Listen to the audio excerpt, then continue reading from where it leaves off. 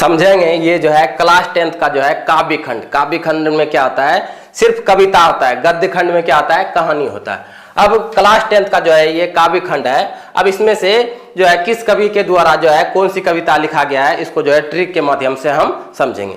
देखो यहाँ पे क्या बोलता है, राम बिनु बिरथे जगी जन्म। इसका मतलब क्या होता है, राम के बिना इस जग में जो है जन्म लेना क्या होता है, व्यर्थ होता है। ऐसा हमको कौन सिखाता है, गुरु सिखाता है। कौन सिखाता है, गुरु। जैसे गुरु आएगा तो हमको क्या याद आ जाएगा, गुरु नानक। गुरु से क्या याद आ गया, गुरु नानक। प्रेम ऐनी श्री राधिका, प्रेम ऐनी श्री राधिका को कौन लिखा है, रसखान लिखा है। अब इसको हम ट्रिक के माध्यम से हम कैसे समझेंगे। देखो प्रेम, जब हम किसी से प्रेम करते हैं तो उसमें क्या आ जाता है, रस आ जाता है, हमको आनंद आने लगता है। अब क्या होगा, प्रेम में क्या आता है, रस। रस से क्या याद आ जाएगा, रस खान। अति सुधो सने को मारग है।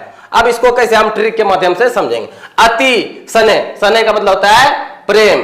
बोलता है अति प्रेम करने से हमको क्या आता है, आनंद आता है। आनंद से हमको क्या याद आ जाएगा, घना नंद याद आ जाएगा।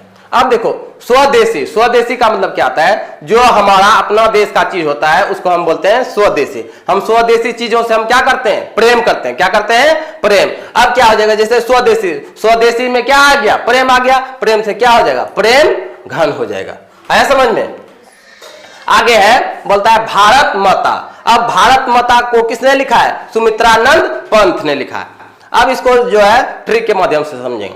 देखो क्या होता है, लक्ष्मण की जो है माता का नाम था सुमित्रा।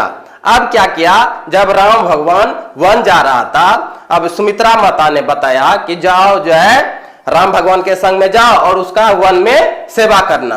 क्या बोला, राम भगवान के संग में जाओ और उसका सेवा करना।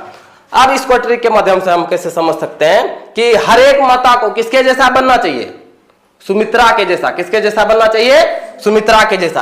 अब भारत माता से हमको क्या याद आ जाएगा, सुमित्रानंद पंत। बोलता है जनतंत्र का जन्म। बोलता है जन्म मतलब इस युग में किसके बिना जो है जन्म लेना संभव नहीं है। किसके बिना, राम के बिना इस युग में जन्म लेना क्या है, संभव नहीं है। इसीलिए राम से क्या याद आएगा, रामधारी सिंह दिनकर। हिरोशिमा पर बम गिराया गया, इसके बारे में कोई नहीं बोल रहा था और कोई इसके बारे में बात नहीं कर रहा था। अब इसको ट्रिक के माध्यम से हम क्या समझेंगे, जो जिसका नाम सबसे बड़ा होगा वही जो है लिखेगा। किसको, हिरोशिमा के बारे में लिखेगा।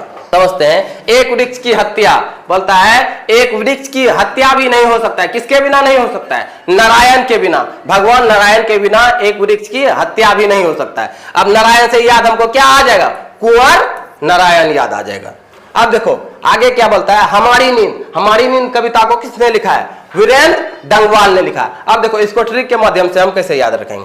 बोलता है जब हम नींद में सोते हैं तो मच्छर क्या करता है, आके डंक मारता है। डंक मारता है ना, अब डंक से क्या याद आ जाएगा, वीरेंद्र डंगवाल। जैसे डंक याद आएगा, डंक से क्या याद आ जाएगा, वीरेंद्र डंगवाल। अब देखो आगे समझते हैं। बोलता है अक्षर ज्ञान। अब क्या आता है, ओ से अक्षर, ओ से अनामिका। इसीलिए हमको याद रखना है अक्षर ज्ञान को किसने लिखा है, अनामिका ने, क्योंकि ओ से अक्षर और ओ से अनामिका।